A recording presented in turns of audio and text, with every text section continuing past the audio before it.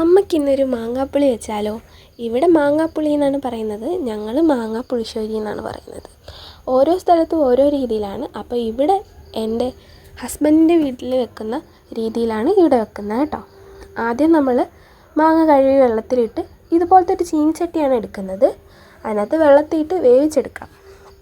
വേവിച്ച് നന്നായിട്ട് ഉടഞ്ഞ് വരുന്ന ടൈമിൽ നമ്മൾ തേങ്ങ അരച്ച് ഇതിലേക്ക് ചേർക്കാം. ഇതൊക്കെ എല്ലാവർക്കും അറിയാവുന്നതാണ്, പക്ഷേ എല്ലായിടത്തും ഒരേ ടൈപ്പ് അല്ലാത്തത് കൊണ്ടാണ് ഞാൻ പറയുന്നത്. പിന്നെ ഉള്ളി, വെളുത്തുള്ളി, മുളക്, മഞ്ഞൾപ്പൊടി, ജീരകം, പിന്നെ കുറച്ച് വെള്ളം ഒഴിച്ചിട്ട് നന്നായിട്ട് അരയ്ക്കാം. ഇപ്പം ഞങ്ങളുടെ വീട്ടിലൊക്കെ ആണെങ്കിൽ മാങ്ങ ഇതിൻ്റെ കൂടെ തന്നെ അരയ്ക്കുവാണ് കേട്ടോ ചെയ്യുന്നത്. ഇതാവുമ്പോൾ മാങ്ങ വേവിച്ചിട്ടാണ് അതിലോട്ട് അരച്ചിടുന്നത്. ഓരോ സ്ഥലത്തും ഓരോ രീതിയിലായിരിക്കും. ഞങ്ങൾ തിരുവനന്തപുരത്തുള്ളവർ കൂടുതലും പേര് ഇങ്ങനെ ആയിരിക്കും. പിന്നെ എല്ലായിടത്തും നമുക്കറിയത്തില്ലല്ലോ.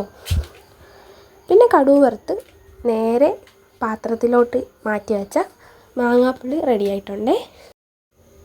ഇതിപ്പം നമ്മളൊരു പൊതിച്ചോറിന് വേണ്ടി റെഡിയാക്കിയതാണേ. അപ്പം അത്രയേ ഉള്ളൂ. ബൈ.